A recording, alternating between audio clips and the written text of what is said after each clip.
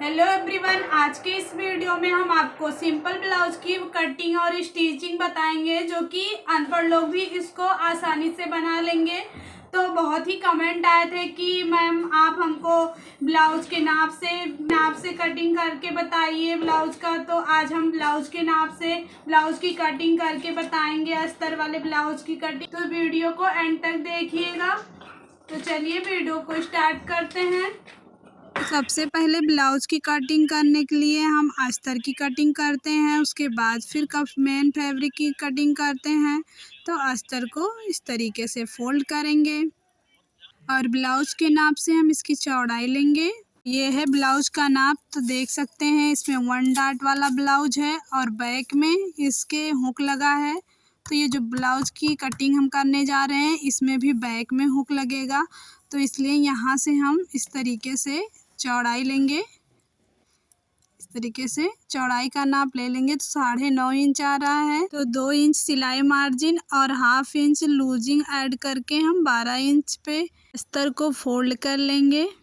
अब हम ब्लाउज की लंबाई लेंगे, तो नाप को इस तरीके से रखेंगे और यहाँ से इस तरीके से लंबाई ले लेंगे।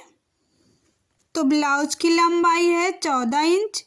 अब हम इसकी लंबाई रखेंगे 15.5 इंच, क्योंकि 1/2 इंच ऊपर की सिलाई में चला जाएगा और नीचे की सिलाई में 1 इंच चला जाएगा, इसलिए हम यहाँ पे 15.5 इंच पे मार्क करेंगे और इस तरीके से एक सीधी लाइन खींच लेंगे। यहाँ से हम 2.5 इंच पे मार्क करेंगे।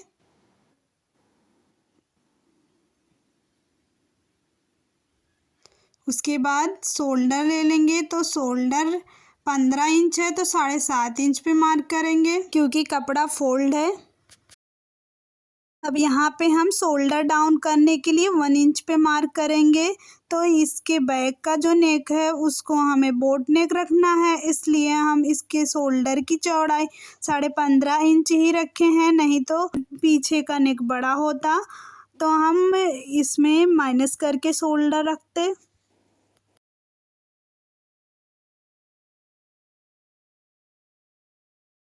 तो शोल्डर डाउन करने के बाद हम आर्म होल की लंबाई लेंगे। तो चेस्ट की चौड़ाई है 38 इंच। तो 38 को 6 से डिवाइड करेंगे तो हमको मिलेगा 6.33।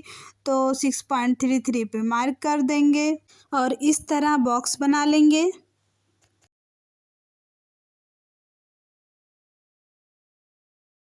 अब आर्म होल की शेप देने के लिए इस तरीके से इंची टेप को रखेंगे और इस तरीके से फोल्ड करेंगे, तो यहाँ हमें इसका हाफ भाग मिल जाएगा और यहाँ पे मार्क करके फिर यहाँ से अंदर की तरफ और बाहर की तरफ हाफ इंच पे मार्क कर लेंगे।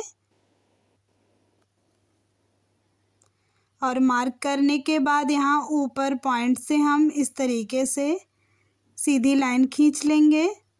जब तक हम लाइन खींच रहे हैं तब तक आप वीडियो को लाइक कीजिए और अगर आप चैनल पर नए हो तो चैनल को सब्सक्राइब भी कर दीजिए। अब यहाँ पे हम 1/2 इंच पे फिर मार्क करेंगे इस तरीके से। तो अब हम आर्म होल की शेप दे देंगे। तो ये वाला शेप हमारा फ्रंट वाले आर्म होल के लिए हो गया और ये वाला बैक वाला आर्म होल है। तो बैक और फ्रंट दोनों आर्म होल की मार्किंग हो चुकी है। अब हम नेक की मार्किंग करेंगे। तो नेक हम 3 इंच पे ले रहे हैं। दिमाग में ये आ रहा होगा कि नेक 3 इंच क्यों हम ले रहे हैं, जबकि 2.5 इंच मैंने नाप लेकर शोल्डर डाउन किया था। ये जो गर्दन यहाँ से लेकर और यहाँ तक ये 5 इंच होती है, इसलिए वहाँ हमने 2.5 इंच लेके उसके बाद शोल्डर डाउन किया था। तो अगर आपको 3 इंच पे नेक रखना है यहाँ तक, तो अगर आप 3 इंच का नेक रख रहे हो और उसके बाद शोल्डर डाउन कर रहे हो तो फिर वो गलत हो जाएगा। नेक की चौड़ाई 5 इंच होती है, तो यहाँ से हमारे शोल्डर जो होता है यहीं से डाउन होना स्टार्ट हो जाता है। तो यहाँ से जब डाउन 1 इंच यहाँ तक होता है, तो अगर हम नेक यहाँ तक रखेंगे तो फिर हम यहाँ से 1 इंच डाउन करेंगे तो ये खराब हो जाएगा। इसलिए 2.5 इंच जो भी कोई भी आप कपड़ा बना रहे हैं तो अगर आप पहले शोल्डर डाउन आपको करना है तो 2.5 इंच का ही नाप लेके उसके बाद शोल्डर डाउन करेंगे। फिर आपको जितना भी नेक रखना है उसकी चौड़ाई उसके हिसाब से फिर रखें। 3 इंच चौड़ाई लेने के बाद हम इसकी लंबाई लेंगे नेक की। तो नेक की लंबाई हम रख रहे हैं 6 इंच। उसके बाद इस तरीके से बॉक्स बना लेंगे।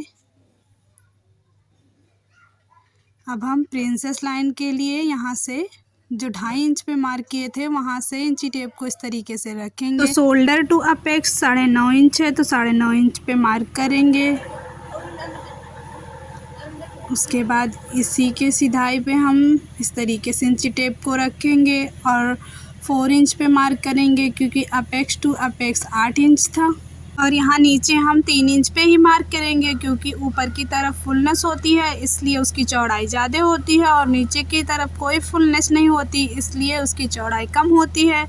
तो इस तरीके से मार्क करके दोनों पॉइंट को मिला लेंगे। तो अब हम डार्ट की चौड़ाई लेंगे। तो डार्ट की चौड़ाई हम 2 इंच लेंगे, क्योंकि 38 इंच साइज़ के लिए हम डार्ट की चौड़ाई 2 इंच ही रखेंगे। उसके बाद इस तरीके से मार्क करके फिर यहाँ पे हम 1.5 इंच पे मार्क करेंगे। 1.5 इंच तक सीधी लाइन ड्रॉ कर लेंगे।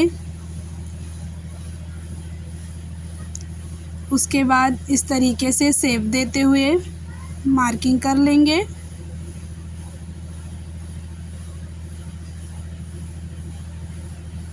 इस तरह से।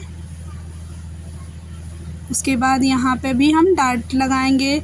तो यहाँ पे नीचे की तरफ 2 इंच डार्ट था, तो यहाँ पे हम 1 इंच, इसका हाफ 1 इंच पे 1 इंच का डार्ट लगाएंगे। तो ये जो मिड पॉइंट दिख रहा है यहाँ से हाफ इंच इधर और हाफ इंच इधर मार्क कर लेंगे दोनों तरफ।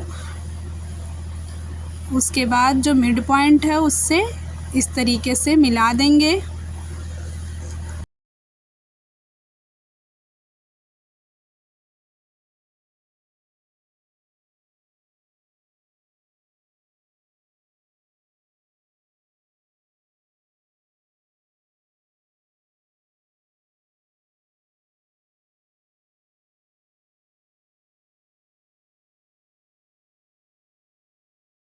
फिर गले का शेप दे के उसके बाद कटिंग कर लेंगे।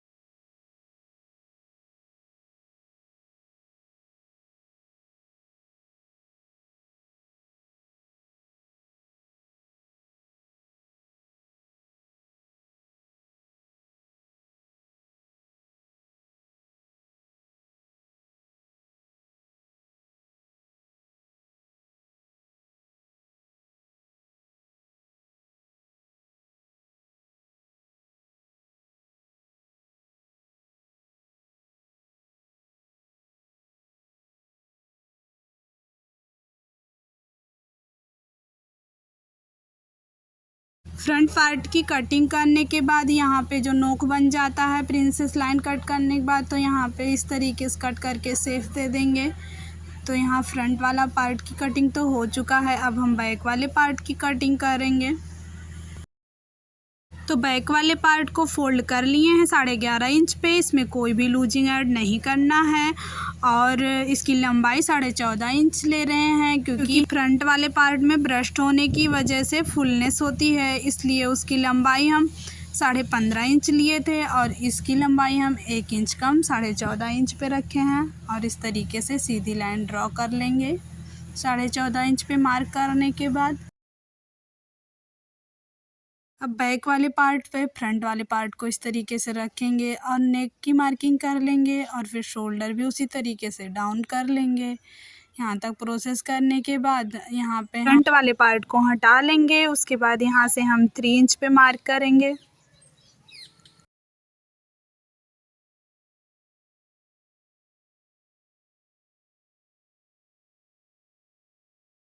बाद डिजाइन बनाने के लिए यहाँ 1 इंच पे मार्क करेंगे और फिर यहाँ से इसकी लंबाई ले लेंगे 3 इंच और इस तरीके से सीधी लाइन खींच लेंगे।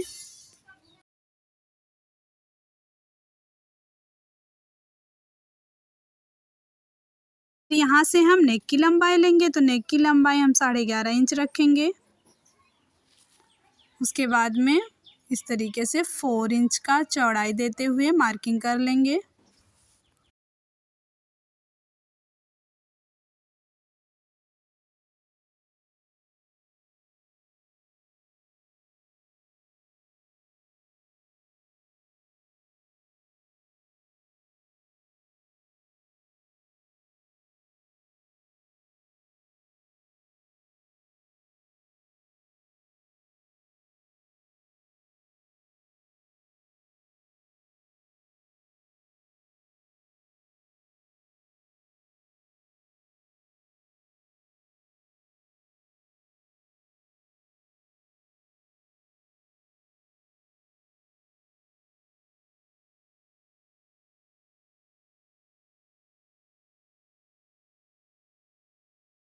तो यहाँ पे आर्म होल की मार्किंग सेम उसी तरीके से कर लेंगे जिस तरीके से फ्रंट वाले पार्ट में हम बैक वाले पार्ट की आर्म होल की मार्किंग किए थे।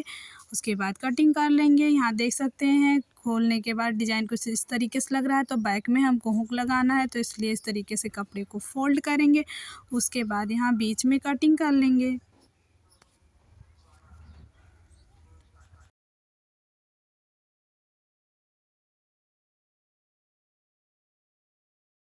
उसके बाद फ्रंट के फिटिंग साइड में हम माइनस करेंगे।